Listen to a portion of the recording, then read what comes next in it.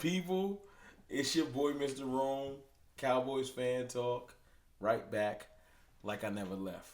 Now, before you say it, I know I look just like last video. It is what it is. I recorded 2 videos before I hit the road. Right now, I am celebrating with the wife in Savannah, Georgia, and I just wanted to get y'all some content. So I recorded 2 videos back to back, switched the hat because I got plenty of them.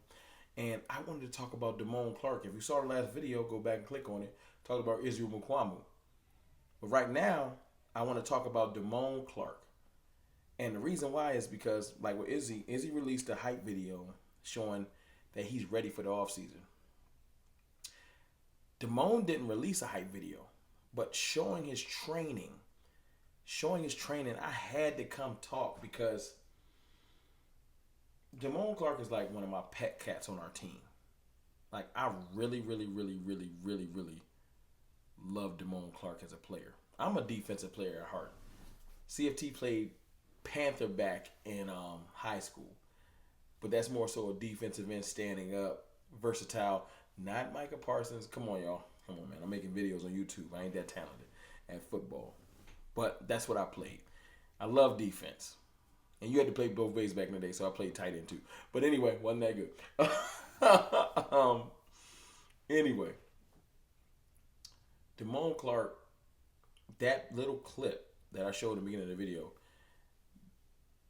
shows me that he's not no longer where he was at last year. See, when we first got Damone Clark last year, I was excited because they did a comparison. Let's read. Let me show you a comparison.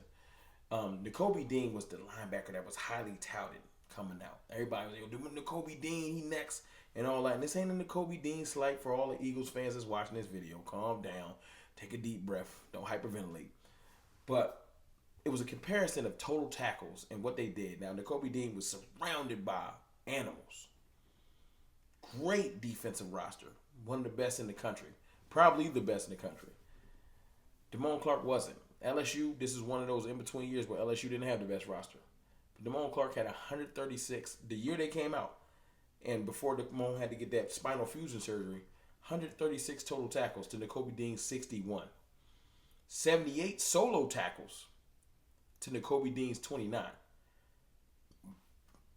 5.5 sacks, 2 forced fumbles to N'Kobe Dean's 5 sacks, 1 forced fumble. Right? 1 fumble return, 1 interception, 15 tackles for loss. N'Kobe Dean had 2 tackles, 2 interceptions, and 8.5 tackles for loss. Now, let me say this before I go forward. Shout out to N'Kobe Dean. I don't want you to succeed because you're an Eagle. But I'm definitely not saying that you trash. You just got to show me I ain't a full believer. But when you go to Damone Clark from last year, you're talking about somebody that started 5 games. Coming off a spinal fusion surgery. What does that mean? He did not get a chance to go through training camp. No off-season program, right? Damone Clark was rehabbing his neck. Probably couldn't do anything but study. And then he gets thrown in the fire mid-season. 2 forced fumbles. That already lets you know, oh, okay, he's causing turnovers. 29 solo tackles in 5 games started. 47 tackles combined and 1 tackle for loss. He flashed. Legitimately flashed. Played legitimate minutes and flashed and showed. If you extrapolate that, right, to a full season, you're talking about 100 plus tackles. I'm here to say Damone Clark will be our leading tackler this year. Saying it now. Damone Clark will be considered definitively the best linebacker on the Cowboys at the end of the 2023 season. Best linebacker. He will be talked about nationally. He'll be talked about, how did you let this guy slip to the Cowboys? I'm telling you right now, that's my prediction. Damone Clark is something else. His talent was only overlooked because of the injury. And I understand, a neck injury, linebacker, you scary.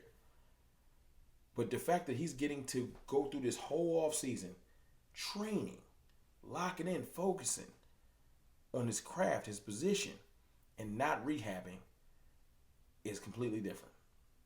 It's completely different. I'm excited about it.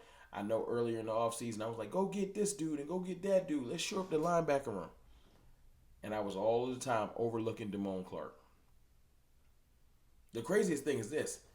Micah knows it. Listen to Micah. Because Damone's like my little brother. I remember when he got drafted, he reached out to me. We got the same agent. And he called me and said, hey, man, I'm super happy to play with you. And, how does it and he just asked me a bunch of questions. I'm like, man, and I know about his injuries. Like, I'm not really expected to play. And, he's texting me. He's frustrated. He's not playing.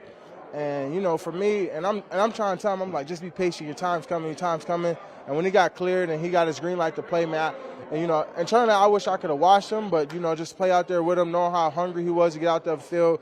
He's out there begging for scout team reps so he could get better, get back in the rhythm of things. So for me, it hit home for me because that's like my little brother, man. We hang out. We go bowling every Monday. I take him bowling. I whoop his butt in bowling. I hope y'all know that. But, for me, I'm just happy he's playing. He's getting back in his rhythm because, I think he loved the game more than anybody on his team. Did you hear Micah? He loved the game more than anybody on this team. Micah don't just say stuff to say stuff. That means he's been getting dialogue from this brother. Damone been hitting him up. And this was last year. Yo, man, I can't wait to get on the field, man. I'm itching. Like he wants to prove himself. Micah, the defensive leader, no question. But with all the dogs we got on defense, he just want to get out there begging for scout team reps. You hear that? I like that. That type of hunger and drive is what drives this team. I talked about Izzy wanting to prove himself. These are players that can't get, pay attention, these are players that couldn't get on the field. We got these type of dogs in the reserves. Some of the reserves are getting called up. Damone's a starter now. As much as I want Brillo to work out, shout out to Jabril Cox. I want LVE to stay healthy. I want Devin Harper to ball. You know what I'm saying? This linebacker room's in good hands with Damone Clark. Damone Clark is going to be a problem. I'm telling you, people are going to look up and say, the Cowboys linebacker core is way better than we thought. Because they already put respect on LVE's name. LVE's a NFL professional linebacker. Might not be the best, but he damn sure ain't the worst. But Damone Clark, I feel like he's going to be a Pro Bowler. I don't know if I can say it this year, but I feel like in his career he's going to be a couple-time Pro Bowler. I feel like he's going to become one of them linebackers because everything, if you go back and look at his college tape, everything points to, he's going to be one of the better ones in the league. And it's mainly because of this. Not just the athleticism. He knows how to diagnose plays and be in the right place. I'm telling y'all right now, I'm excited about Damone Clark, man. I just want to come in here and just kind of put my stamp on it. Everybody else got to talk about Damone. It's my turn. And look, if you want the film breakdown, there's plenty of other great YouTube channels that can do that for you. Y'all know they ain't CFT bag. But I'm here to tell you that we got one. We got a gem, a diamond in the rough in Damone Clark. I would love to know y'all comments, y'all thoughts in the comments, on how good he'll be this year. Are you excited to have a young up-and-coming linebacker rather than just getting a retread older linebacker? Y'all let me know, and I'll holler.